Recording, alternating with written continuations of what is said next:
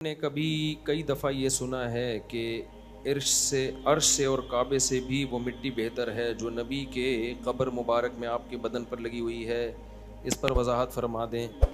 یہ مسئلہ پورا میں دلیل کے ساتھ پورا تیار کر کے جہلم پہنچا تھا کہ انجینئر کے سامنے بیٹھ کے بات کروں گا تاکہ 2 منٹ میں دودھ کا دودھ اور پانی کا پانی ہو جائے۔ علماء دیوبند کا یہ عقیدہ ہے المہند المفند میں کہ نبی صلی اللہ علیہ وسلم کے جسد اطہر سے جو مٹی ٹچ ہو رہی ہے وہ عرش سے افضل ہے۔ دیکھو، کچھ عقیدے اسلام کے بیسک اور بنیادی عقیدے ہیں۔ انجینئر نے اس مسئلے میں اتنی دھاندلیاں کی ہیں، اتنی کلابازیاں کھائی ہیں کہ وہ میں لے جا کے اسی کے سامنے پہلے تو میں نے اس کے کلپ سنانے تھے کہ تم خود ایک جگہ دعوے پہ ٹکتے نہیں ہو، اتنی لمبی لمبی پھینکی ہے۔ اس نے کہا یہ عقیدہ علماء دیوبند کا گڑھا ہوا ہے، تو میں نے جہلم میں اس کو پہلے کلپ چلانا تھا کہ یہ عقیدہ علماء دیوبند کا ایجاد کردہ ہے اس کے سامنے کہ آپ نے یہ کہا ہے۔ وہ کہتا ہے ظاہر ہے، کہتا ہے کہا ہے، کیونکہ میں پورا نوٹ کر کے گیا تھا، لیپ ٹاپ میں اس کے سارے کلپ بھی نکال کے رکھے ہوئے تھے۔ وہ مکرتا تو میں اسی کے سامنے اس کا کلپ سناتا، پھر میں بتاتا کہ گڑھا ہوا وہ چیز ہوتی ہے جو ایجاد کردہ ہو۔ تو یہ علماء دیوبند سے پہلے کتنے بزرگان دین، محدثین، فقہا کا یہ عقیدہ چلا آ رہا ہے، حتیٰ کہ قاضی عیاض بہت بڑے محدث گزرے ہیں، انہوں نے تو اس پر اجماع نقل کیا ہے کہ اس پر امت کا اجماع ہے کہ نبی کی قبر کی مٹی وہ عرش سے افضل ہے۔ کتنے علماء کا عقیدہ ہے یہ، پورے میں نے ان کے سارے حوالے، تو وہ صاحب آئے ہی نہیں مارکیٹ میں، تو کیا کرتے ہیں۔ اب میں اس کو ہلکا پھلکا ایکسپلین کرتا ہوں پورے حوالوں کے ساتھ کو، تو کبھی جب المہند المفند پہ ریکارڈنگ کرواؤں گا پھر پیش کروں گا۔ ابھی تو ظاہر ہے میں جو فوراً سوال آتا ہے اس کا جواب دے دیتا ہوں۔ میں اس کا جواب یہ ہے کہ دیکھو، کچھ عقیدے اسلام کے بیسک اور بنیادی عقیدے ہیں، ان میں دو رائے نہیں ہو سکتی۔ انجینئر نے یہ بھی دعویٰ کیا کہ عقیدہ اصولی ہی ہوتا ہے، یہ خود ایک لمبی پھینکی ہے۔ عقیدوں کی بھی 2 قسمیں ہیں، کچھ عقیدے اسلام کے بنیادی عقیدے ہیں، ان میں اختلاف رائے کی اجازت نہیں ہے، جیسے اللہ کا ایک ہونا اور پیغمبر کا آخری نبی ہونا، عقیدہ تقدیر ہے، اور جنت اور جہنم کا وجود، یہ سب اسلام کے بیسک عقیدے ہیں۔ ان میں کوئی اختلاف کرے گا تو اسلام سے ہی خارج ہے۔ کچھ عقیدے ایسے ہیں جس میں اسلام نے واضح تعلیمات نہیں دیں، ان میں انسان اجتہاد کر سکتا ہے، واضح تعلیمات نہیں دی ہیں اس میں ہمیں، تو اس میں 2 رائے ہو سکتی ہیں۔ اب یہ جو عقیدہ ہے کہ اللہ نبی کی قبر کی جو مٹی جو آپ کے جسم سے ٹچ ہو رہی ہے یہ عرش سے افضل ہے، یہ علماء دیوبند کے نزدیک اسلام کے بنیادی عقیدوں میں سے نہیں ہے۔ علماء دیوبند کی رائے یہ کہ جو یہ عقیدہ رکھے وہ بھی ٹھیک ہے، اور جو یہ عقیدہ رکھے کہ عرش یہ مٹی سے افضل ہے وہ بھی ٹھیک ہے۔ ہمارا رائے یہ ہے کہ یہ والا یہ زیادہ ٹھیک ہے کہ عرش قبر کی مٹی یہ عرش سے افضل ہے۔ علماء دیوبند کا یہ عقیدہ نہیں ہے کہ یہ عقیدہ رکھنا فرض ہے، وہ کہتے ہیں یہ اسلام کے بنیادی عقائد میں سے نہیں ہے، کیونکہ اس کے بارے میں ہمیں صریح نصوص نہیں ملتی۔ تو جب صریح نصوص نہیں ملتی ہیں تو کوئی بھی رائے رکھ سکتے ہو۔ اب انجینئر علی مرزا نے دعویٰ کیا ہے کہ یہ عقیدہ قرآن و سنت کے خلاف ہے، تو قرآن کی کوئی ایک آیت یا نبی کی کوئی ایک حدیث بتا دو جس سے پتہ چلتا ہو کہ عرش مٹی سے افضل ہے۔ ایسی بھی کوئی حدیث ہمارے پاس موجود نہیں ہے۔ میں جب جہلم میں سامنے جا کے بیٹھتا تو میں انجینئر کو کہتا کہ تم نے یہ دعویٰ کیا کہ عرش افضل ہے مٹی سے، تو اس افضلیت پہ کوئی آیت پیش کر دو۔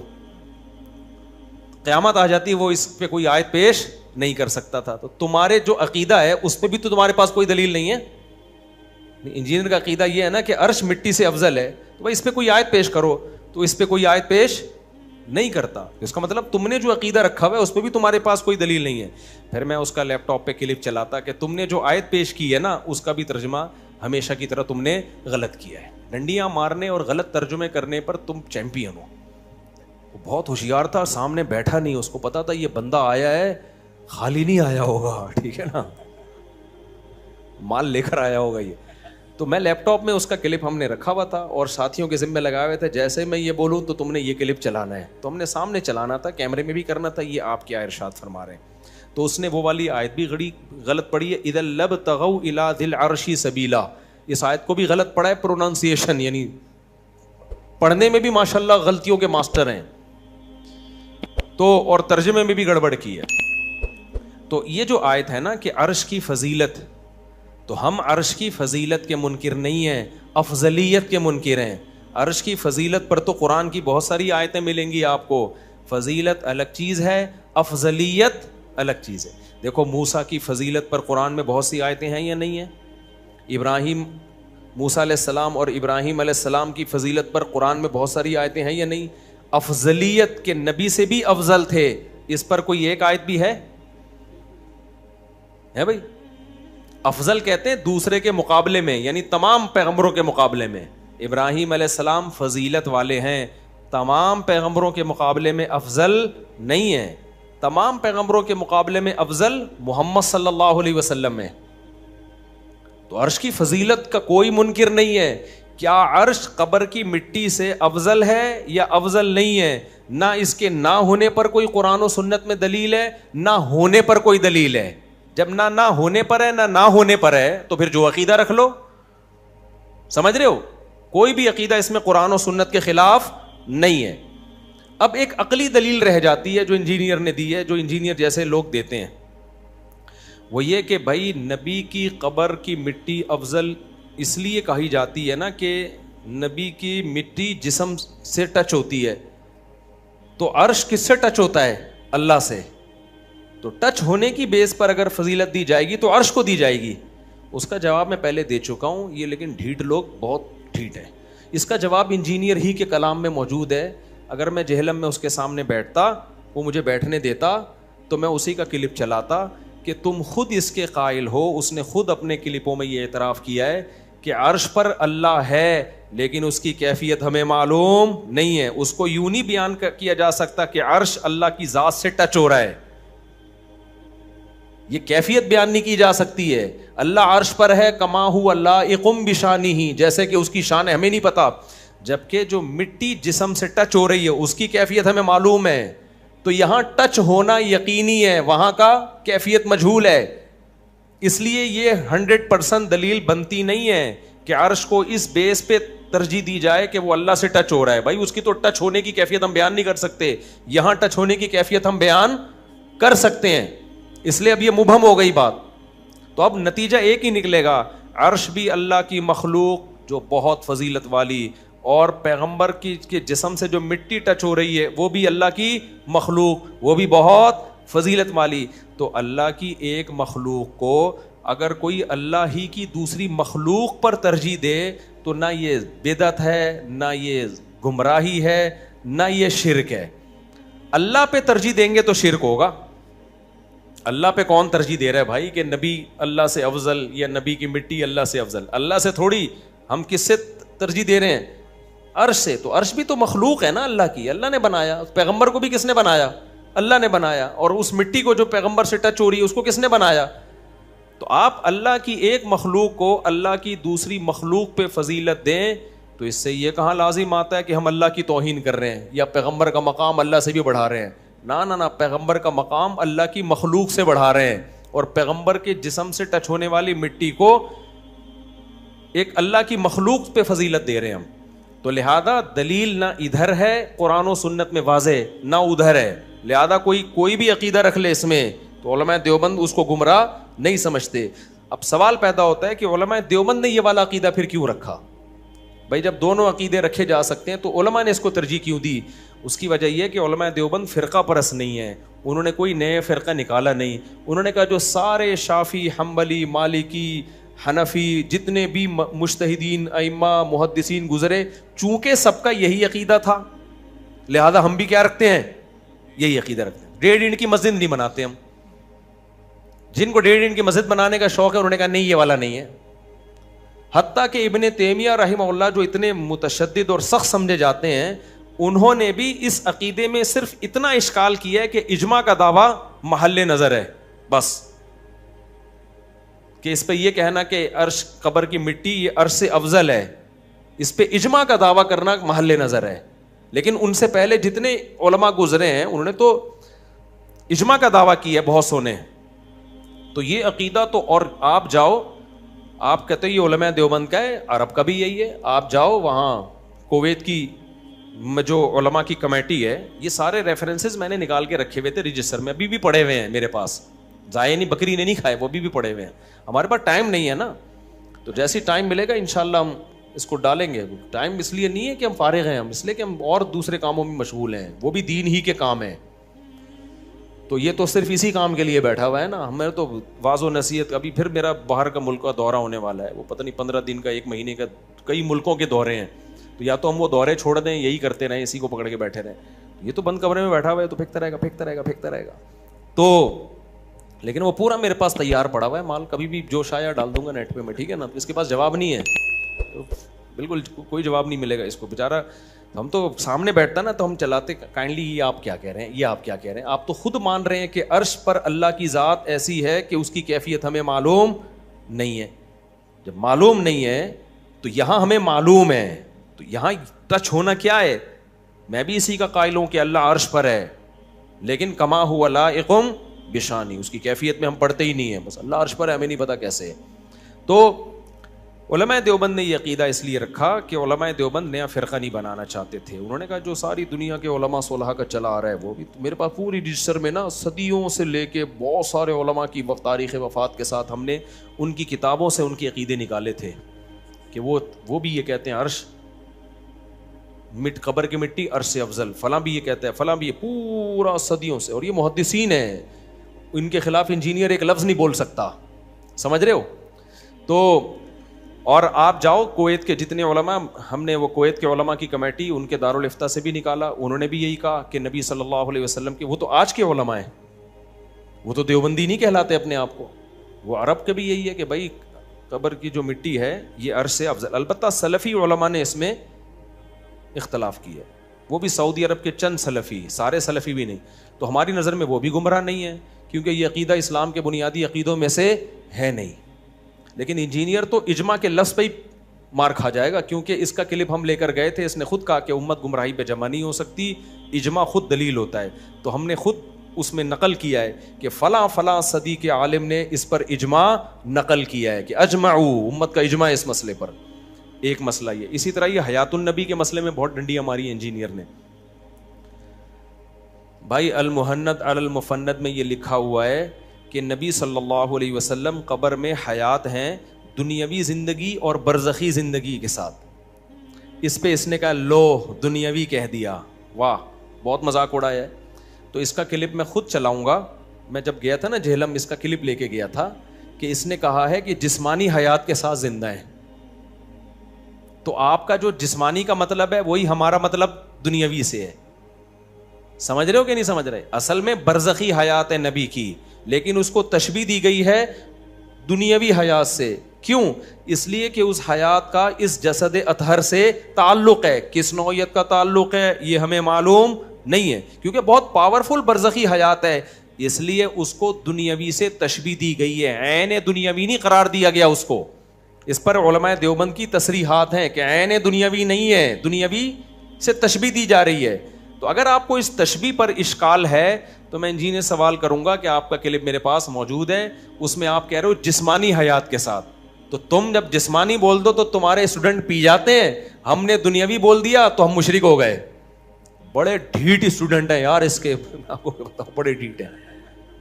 اصل عقیدہ ہمارا یہ ہے کہ علماء دیوبند اس کو دنیاوی نہیں سمجھتے, دنیاوی جیسی سمجھتے ہیں. جیسی کا مطلب کیا ہے؟ جب ہم کسی کو کسی سے تشبیہ دیتے ہیں تو تشبیہ کا مطلب یہ ہوتا ہے کہ ہم وہ نہیں مان رہے. جیسے دیکھو میں کہتا ہوں زید شیر جیسا ہے, اس کا مطلب میں نے مان لیا کہ شیر نہیں ہے وہ. اگر شیر ہوتا تو میں شیر جیسا کہتا اس کو. شیر کو کبھی کہا جائے گا شیر جیسا؟ تو علماء نے کہہ دیا دنیاوی جیسی. تبھی اردو ترجمہ جو المہند المفند کا چھپا ہے نا, اس میں ہر جگہ یہی ہے کہ دنیاوی کی طرح ہے. تو کی طرح کا مطلب مان لیا کہ دنیاوی نہیں ہے. طرح کیوں کہہ دیا بھائی تشبیہ میں؟ جیسے زید کو جب آپ کہتے ہو شیر جیسا ہے تو اگلا آپ سے پوچھے اس کی تو زید کی تو دم بھی نہیں ہے, زید کی تو نوکیلے دانت بھی نہیں ہے, ہم کہیں گے کس میں تشبیہ دی ہے؟ بہادری میں. تو جب علماء دیوبند نے کہہ دیا کہ وہ دنیاوی کی سی ہے, عربی میں یہ الفاظ نہیں ہے, کیونکہ تشبیہ میں مبالغہ جب کیا جاتا ہے تو تشبیہ کے الفاظ حذف کر دیے جاتے ہیں. جیسے جب میں کہوں زید تو شیر ہے, شیر, اب دیکھو میں یہ نہیں کہہ رہا زید شیر جیسا ہے, میں کہہ رہا ہوں زید کیا ہے؟ شیر. اب اگلا آ کے کہے آپ نے کہا زید شیر ہے, زید کی تو نہ دم ہے نہ وہ دھاڑتا ہے, تو میں کہوں بھائی شیر جیسا ہے. آپ کہیں جیسے کا لفظ تو آپ نے استعمال نہیں کیا. میں کہوں گا بھائی میں تشبیہ میں مبالغہ کر رہا ہوں, بہت بہادر ہے, گویا کہ شیر ہے, لیکن حقیقت میں شیر نہیں ہے. تو علماء دیوبند نے نبی صلی اللہ علیہ وسلم کی قبر میں حیات کو برزخی کہا ہے, لیکن تشبیہ دنیاوی سے دینے کے لیے حرف تشبیہ کو حذف کر دیا تاکہ مبالغہ پیدا ہو. اردو ترجمے میں اس کی وضاحت کر دی ہے کہ دنیاوی کی طرح ہے وہ. اب علماء دیوبند سے آپ پوچھیں کہ آپ نے دنیاوی کی طرح قرار دیا, اس کا مطلب کیا ہے؟ تو علماء دیوبند بتائیں گے بھائی پہلا مطلب تو یہ کہ دنیاوی ہے نہیں, اگر ہوتی تو ہم کی طرح تھوڑی کہتے, برزخی تھوڑی کہتے پھر ہم اس کو. جبکہ انجینئر نے الزام یہ ڈال دیا کہ اس کو دنیاوی مانتے ہیں, گویا موت ہوئی نہیں ہے. ابے بھائی تم ہم پر ایسی چیز ڈال رہے ہو جس کے ہمارے اکابر قائل ہے ہی نہیں. کسی کی بات کا مطلب انہی سے پوچھا جاتا ہے نا. تو علماء کہیں گے پہلی بات تو یہ کہ وہ دنیاوی ہے نہیں, وہ برزخی ہے, تبھی ہم ورنہ دنیاوی سے تشبیہ نہ دیتے. دوسرا سوال پھر ہم علماء دیوبند سے پوچھتے ہیں کہ حضرت پھر آپ نے تشبیہ کیوں دی ہے؟ جب دنیاوی نہیں ہے تو دنیاوی سے تشبیہ کیوں دے رہے ہو؟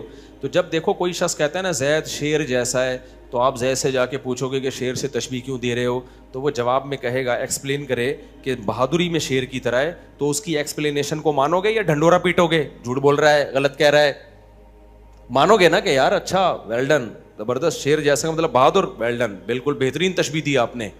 تو علماء دیوبند سے پوچھا جائے آپ نے دنیاوی سے تشبیہ کیوں دی, تو ہمارے پاس اس کے دو جواب ہیں, ایک انجینئر کو دینے کے لیے, ایک پبلک کو دینے کے لیے.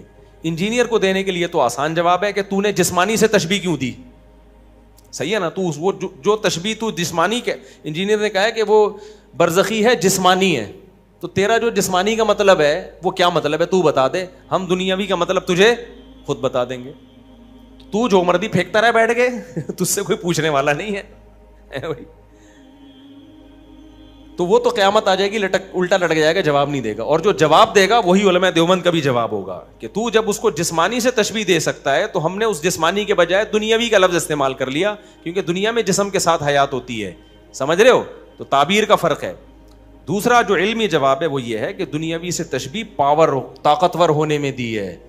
دیکھو برزخ میں ہر ایک کو زندگی ملتی ہے, کافر کو بھی ملتی ہے, تبھی تو اس کو عذاب کا احساس ہوتا ہے. اگر بالکل ہی مردہ ہو گیا ہوتا تو نہ عذاب ہوتا, کافر کو تو ثواب نہیں ہوتا ہی نہیں عذاب کا. اور مسلمان کو قبر میں کیا ملتا ہے؟ نعمتیں ملتی ہیں. تو یہ حیات ہی کے تو اثر ہیں. بالکل گمسم ہو جانا, مر کے بالکل فنا ہو جانا, یہ تو کافروں کا عقیدہ ہے. ہم تو کہتے ہیں برزخ میں انسان کو حیات ملتی ہے, جیسے فرعون کو بھی حیات ملی ہے برزخ میں. اللہ کہتے ہیں پانی میں گیا, داخل کہاں ہوا ہے؟ آگ میں. اب جہاں فرعون کی لاش رکھی ہوئی ہے یہ فرعون کی قبر ہے جو لوگ دیکھنے کے لیے جاتے ہیں. اللہ کہتے ہیں ہے تو یہ قبر, لیکن یعرضون علیہا غدوا وعشیا, صبح و شام اس کو آگ میں جلایا جا رہا ہے. تو آگ میں جلانے کا احساس مردوں کو ہوگا یا زندوں کو ہوگا؟ زندے کو ہوتا ہے, مردے کو تھوڑی ہوتا ہے. تو اس کا مطلب وہاں ایک الگ قسم کی زندگی ملی ہوئی ہے فرعون کو, جس زندگی کی وجہ سے اس کو جلنے کا تکلیف محسوس ہوتی ہے. تو کافر کو بھی زندگی ملتی ہے, مسلمان کو بھی زندگی ملتی ہے, شہید کو بھی زندگی ملتی ہے, پیغمبروں کو بھی زندگی ملتی ہے. تو جیسے جیسے آپ کا درجہ بلند ہوگا یہ زندگی پاورفل ہوتی چلی جائے گی. تو پیغمبروں کو سب سے زیادہ پاورفل زندگی ملتی ہے برزخ میں. اس پاور اور طاقت کی وجہ سے اس کو تشبیہ کس سے دی ہے؟ دنیاوی سے. یہ بتانے کے لیے کہ نبی صلی اللہ علیہ وسلم کو جو قبر میں حیات ملی ہے اس حیات کا اس جسم سے بہت پاورفل تعلق ہے, کمزور تعلق نہیں ہے, بہت پاورفل. اور پاورفل تعلق تو دنیاوی زندگی میں ہوتا ہے, اس لیے اس کو دنیاوی سے تشبیہ دے دی کہ بہت طاقتور تعلق ہے, وہ کمزور تعلق نہیں ہے. اور اسی قبر اثر میں اس کا تعلق ہے. اس تعلق کی نوعیت کیا ہے, قسم کیا ہے, یہ ہمیں معلوم نہیں ہے. اس کی مثال ہے قرآن کہتا ہے شہداء زندہ ہیں لیکن تمہیں شعور نہیں ہے. تو جب شہید زندہ ہوگا تو پیغمبر زندہ نہیں ہوں گے قبر میں؟ شہید, پیغمبر کا مقام شہید سے کم ہوتا ہے, زیادہ ہوتا ہے. تو پیغمبروں کی یہ حیات دلالت النص سے ثابت ہے. تو اس لیے علماء دیوبند کا عقیدہ کیا ہے بھائی, پیغمبروں کی زندگی قبر میں برزخی ہے. تشبیہ کس سے دی جا رہی ہے؟ دنیاوی کی طرح ہے. وہ جس کو انجینئر نے تشبیہ دی ہے جسمانی ہے. تو تم جب تشبیہ دو تو کوئی تم پوچھنے والا نہیں ہے, ہم تشبیہ دیں, اور ہم وہ تشبیہ دے رہے ہیں جو علماء اکابر دیتے آئے ہیں. صدیوں سے.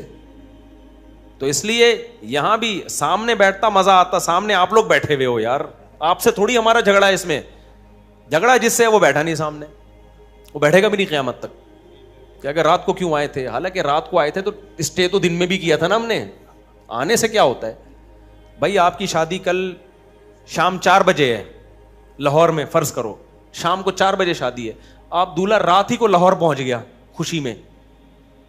اب لڑکی والے رشتہ توڑ دیا, رات کو کیوں آئے تم, رات کو کیوں آئے. وہ بولے گا بھائی آیا رات کو ہوں, شادی تو 4 بجے ہی ہوگی نا دن میں. تو میں اگر جہلم رات کو گیا تھا تو بھائی بحث ہم نے رات 2 بجے تھوڑی کرنی تھی. بحث کے لیے آپ بتا دیتے اتوار کو اکیڈمی میں آ جاؤ 2:30 پہ. ہم رات کو تھوڑی آتے, ہم رات کو تو اناؤنسمنٹ ہوئی ہے تو وہ پٹانگ پھینکی. اسی طرح یہ جو عقیدہ ہے کہ علماء دیوبند جو ہے نا اس میں لکھا ہوا ہے کہ ہم قبروں سے فیض کے قائل ہیں. ابھی تو میں ہلکا پھلکا انداز میں بیان کر رہا ہوں, ظاہر ہے ابھی یہ تو اچانک سوال آ گیا نا, ورنہ تو اس میں تو پوری وہی جو دلائل میں لے کر گیا تھا نا وہ ریکارڈ کرنے کے اصل میں پورے ریفرنسز کے ساتھ. تو یہ جو علماء دیوبند پہ اس نے اعتراض کیا ہے کہ علماء دیوبند نے یہ لکھا ہے کہ ہم قبروں سے فیض کے قائل ہیں, اس طریقے پہ نہیں جو عوام کا طریقہ ہے, اس طریقے پہ جو خواص کا ہے.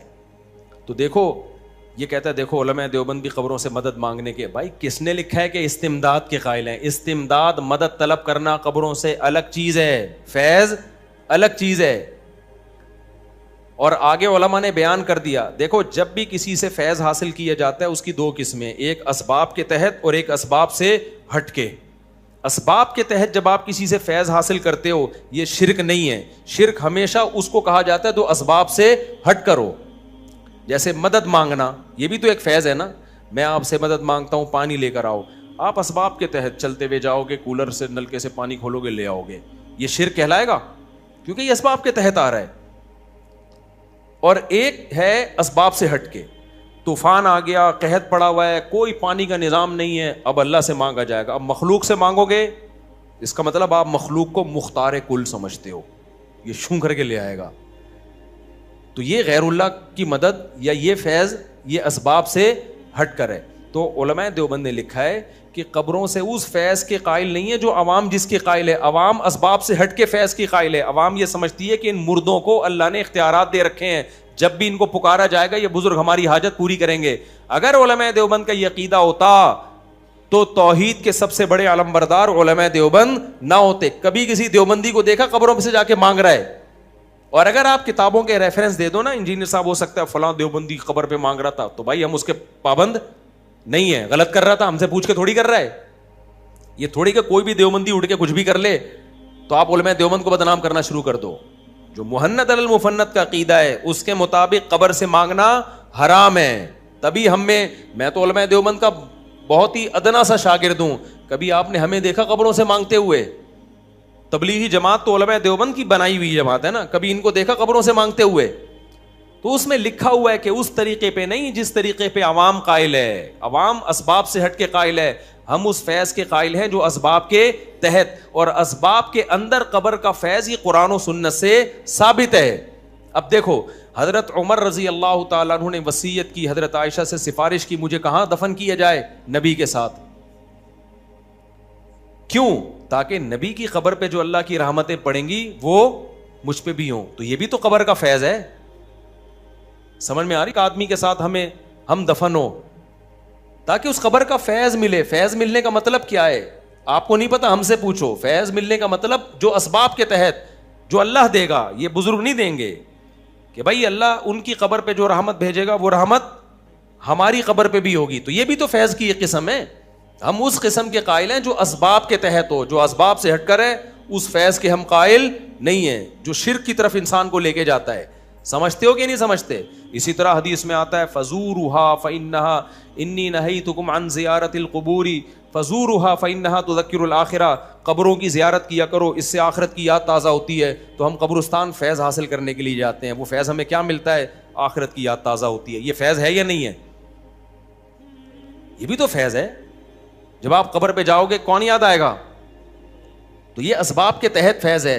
تو علماء دیوبند اس فیض کے قائل ہیں جس کی کوئی لاجک ہو اور اسباب کے تحت ہو. جو اسباب سے ہٹ کے فیض ہے اس کے ہم قائل نہیں ہیں. ہوتے تو ہم قبروں میں جاتے, ہم تو قبروں سے روکتے ہیں لوگوں کو, ہم تو شب برات میں نہیں جانے دیتے. جب ساری دنیا جا رہی ہوتی ہے. نہیں آئی بات میرا خیال ہے. میں نے تو فالج والے کا واقعہ سنا ہے نا, میرے پاس آیا کہ میرا آدھا دھڑ فالج زدہ ہے, میں ایک بزرگ کی قبر پہ جانا چاہ رہا ہوں. تو مجھے بہت لوگوں نے کہا مزار پہ جاؤ گے تو یہ ہو جائے گا. میں نے کہا جس کی قبر پہ جاؤ گے ان کے تو دونوں دھڑ کام نہیں کر رہے, وہ تمہارا آدھا دھڑ کیسے ٹھیک کریں گے.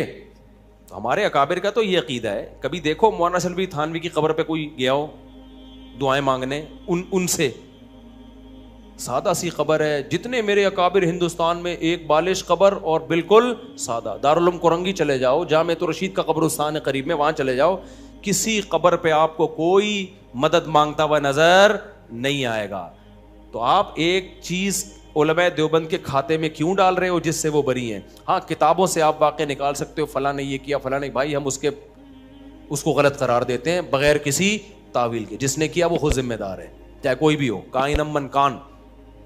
اچھا, بعض دفعہ علماء دیوبند میں سے بعض سے ایسے کام ثابت ہیں جو شرک نہیں ہے لیکن شرک کا ذریعہ ہیں وہ, تو اس کی ہم حوصلہ شکنی کرتے ہیں چاہے کتنے بڑے بزرگ سے ہو. ہم کہتے ہیں یہ شرک تو نہیں ہے, اس کی تعویل ہو سکتی ہے, لیکن چونکہ شرک کا ذریعہ ہے لہذا وہ بزرگ زندہ ہوتے تو ہم ان کی خدمت میں جا کے کہتے کہ حضرت آپ وہ کام کر کے چلے گئے کہ ہمیں تو پتہ ہے. جی اچھا بھائی اوپر سے ویڈیو نہ بنائیں. تو ہم جو ہے نا ان سے یہ کہتے, بزرگ زندہ ہوتے, ہم کہتے حضرت آپ نے جو کام کیا ہے یہ اگرچہ شرک نہیں ہے لیکن شرک کا ذریعہ ہے, تو کائنڈلی آپ یہ کام نہ کریں. ہم ان کا مذاق نہ اڑاتے. مذاق اس لیے نہیں اڑاتے کہ کسی بھی شخص کے اچھے اور برے ہونے کا فیصلہ 2-4 باتوں سے نہیں کیا جاتا.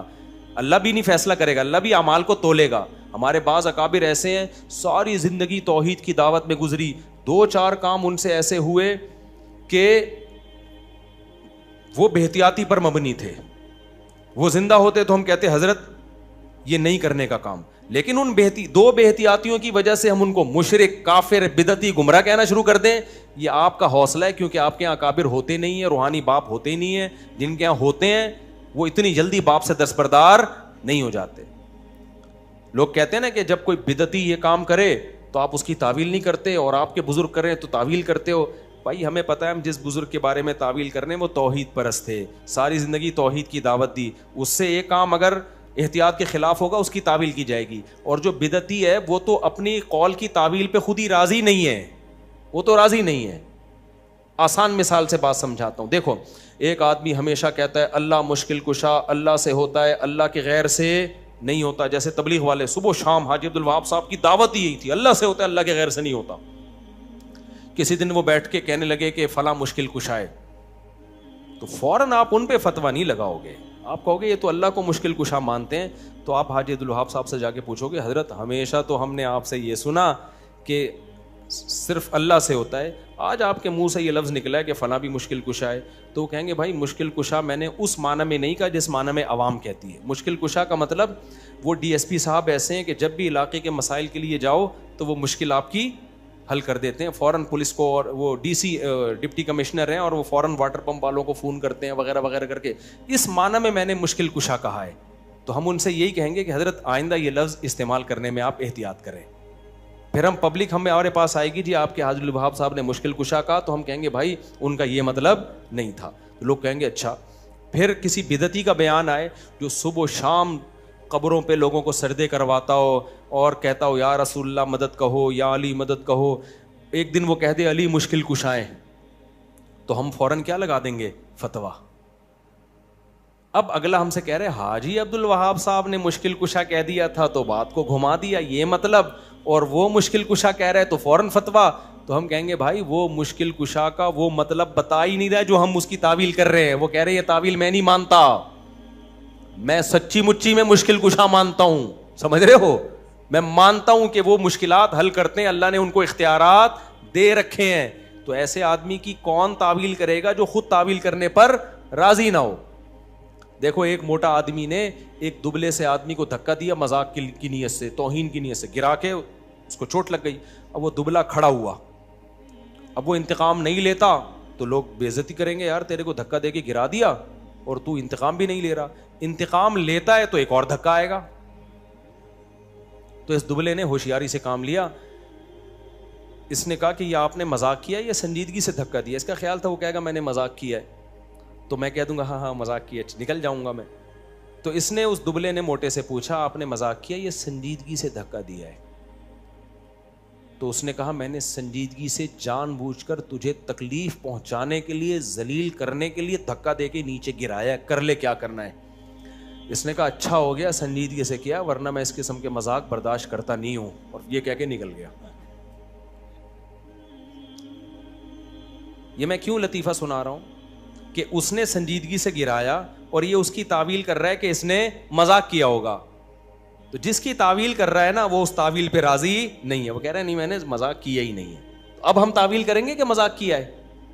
تو جو بدعتی لوگ ہیں وہ جب نبی کو مشکل کشا کہتے ہیں, نبی کو حاجت روا کہتے ہیں, تو ہم ان کی تعویل اس لیے نہیں کرتے کہ وہ خود راضی نہیں ہے. وہ کہہ رہے ہیں بھائی ہم مشکل کشا کا مطلب لیتے ہیں کہ اللہ نے آپ کو سچی مچی میں اختیارات دے رکھے ہیں. یہاں مشکل کشا کا وہ مطلب نہیں ہے جو حاجی عبد الوہاب صاحب مطلب بیان کر رہے تھے. جب وہ خود راضی نہیں ہے تو ہم کیوں اس کی تعویل کریں بیٹھ کے. تو یہ فرق ہے علماء میں, علماء دیوبند میں اور بدعتی لوگوں میں, کہ بدعتی تعویل پہ راضی نہیں ہے, اور اگر وہ تعویل کر رہا ہے تو ہم قبول کریں گے, اب بھی تیار ہے. اگر کوئی بدعتی کہتا ہے نا علی مشکل کشائیں, تو ہم تبھی تو کہتے ہیں فوراً فتویٰ نہ لگاؤ مشرک ہونے کا, اس سے پوچھو اس کا مطلب کیا ہے. اگر وہ مطلب یہ بیان کرتا ہے کہ مشکل کشا کا مطلب یہ نہیں ہے کہ اللہ نے آپ کو اختیارات دے رکھے تھے یا دے رکھے ہیں, بلکہ مشکل کشا کا مطلب یہ ہے کہ صحابہ کو جب بھی کوئی مشکل آئی میدان جنگ میں علی نے ایسی جنگیں لڑی کہ فتح ہو گئی, اس معنی میں مشکل کشا ہے, تو ہم اس بدعتی کو کافر نہیں کہیں گے, لیکن یہ کہیں گے کہ کائنڈلی آپ الفاظ استعمال کرنے میں احتیاط. ایسے موقع پہ مشکل کشا کہا نہیں جاتا, اس سے لوگوں کو وہم ہوتا ہے. ہم تو اس کی بھی تعویل کریں گے اور کر رہے ہیں, تبھی تو ہم بدعتیوں کو کافر نہیں کہتے, تعویلات ہی تو کر رہے ہیں ہم بیٹھ کے. تو یہ نہیں ہے کہ ہم اپنے اکابر کچھ بولے تو تعویل کریں, دوسرا بولے تو تعویل نہ کریں, نہ کر رہے ہیں تعویل, تبھی ہم کسی کو کافر نہیں کہتے. لوگ یا علی مدد کے نعرے لگا رہے ہیں, ہم پھر بھی کہتے ہیں اس سے مطلب پوچھو. تو اسی طرح میرے بھائی علماء دیوبند کسی قبر سے مدد طلب کرنے کے قائل نہیں ہے, اور اگر کسی نے یہ کام کیا ہے, کتابوں میں کوئی واقعہ ملتا ہے, تو اس عالم سے پوچھا جائے گا آپ کا مطلب کیا تھا, جو مطلب بیان کرے اس کو قبول کیا جائے گا, اور اگر نہیں بیان کرتا تو اس پہ کافر ہونے کا فتویٰ لگایا جائے گا. تو اس میں ہم کسی کو نہیں چھوڑتے, توحید پہ تھوڑی ہم کسی کو بھی نہیں معاف کرتے. اور یہ ضرور کہیں گے کہ حضرت آپ نے بے احتیاطی کی ہے. تو اس لیے علماء دیوبند کے جو عقیدہ لکھا ہوا ہے, قبر سے فیض لکھا ہوا ہے, استمداد نہیں لکھا ہوا کہ مدد طلب کرنے کے قائل ہیں. فیض الگ چیز ہے, اور وہ فیض جس میں انہوں نے لکھ دیا کہ جس کے خواص قائل ہیں. خواص کس کے قائل ہیں؟ اس فیض کے جو اسباب کے تحت ہو. عوام میں چونکہ شرک بہت تھا ہندوستان میں, اس لیے انہوں نے وضاحت کر دی کہ وہ فیض نہیں ہے جس کے عوام قائل ہیں, عوام قبروں سے مدد طلب کرنے کے قائل ہے. تو علماء دیوبند لکھ رہے ہیں کہ بھائی وہ والا فیض نہیں ہے جو بدعتی لوگ کرتے ہیں. اس کے بعد بھی انجینئر کہہ رہے ہیں کہ ان کے عقیدے شرکیاں ہیں. تم پاگل ہو, پھر تمہارے دماغ میں کیا ہے؟ نیگیٹیوٹی ہے. یہ سوال اس کو سیدھا کرو. ایک بیان میں نے سنا جس میں کہتے ہیں کہ امام مالک نے ایک بار حج کیا اور پھر مدینے میں ساری عمر گزاری, اس لیے کہ مدینہ منورہ مکہ مکرمہ سے بہتر ہے. کیا مدینہ واقعی میں مکہ سے بہتر ہے؟ دیکھو امام مالک کی اپنی ذاتی رائے تھی کہ مدینہ مکہ سے بہتر ہے, لیکن جمہور کا عقیدہ کیا ہے کہ مکہ مدینہ سے افضل ہے, سوائے اس حصے کے جو قبر نبی کے, جو نبی کی جو قبر کا مقام ہے نا, اس کے علاوہ کے. نبی صلی اللہ علیہ وسلم کی جو قبر اطہر ہے اس کو تو مکہ پہ بھی فضیلت دیتے ہیں جمہور علماء, لیکن جو ایز اے شہر ایز اے بلد مکہ کو مدینہ پر فضیلت ہے. اس کی وجہ یہ ہے کہ نبی نے فرمایا کہ مدینہ میں ایک نماز کا 1000 مسجد نبی میں, اور مسجد حرام میں 1,00,000 نمازوں کا ثواب.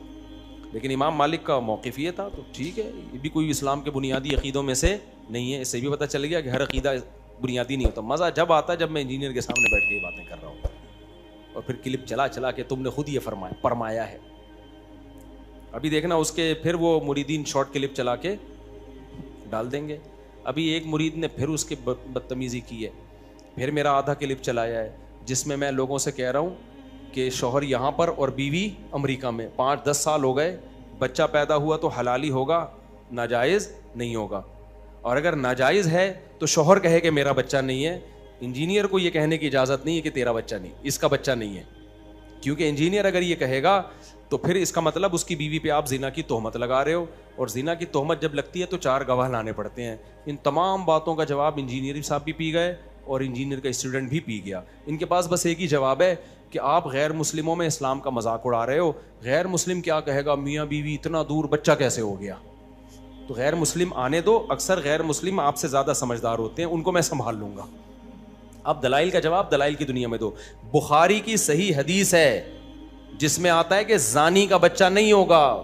اس میں یہ تھوڑی ہے کہ اگر زانی کا ہے تو ہوگا, نہیں ہے تو نہیں. صاف حدیث میں کیس آیا ہے کہ زنا سے بچہ پیدا ہوا, نبی نے فرمایا نہیں, پھر بھی کس کا ہوگا؟ باپ کا ہوگا. ہاں, باپ کو اجازت ہے نفی کرے کہ میرا نہیں ہے. جب باپ نفی کرے گا تو اسلام کہتا ہے اتنے آرام سے نفی نہیں ہوگی. اس کا مطلب تم بیوی کو کیا کہہ رہے ہو؟ زانیہ کہہ رہے ہو. زانیہ کا مطلب چار گواہ نہیں ہے تو لعان کرو, عدالت میں جا کے قسمیں اٹھاؤ.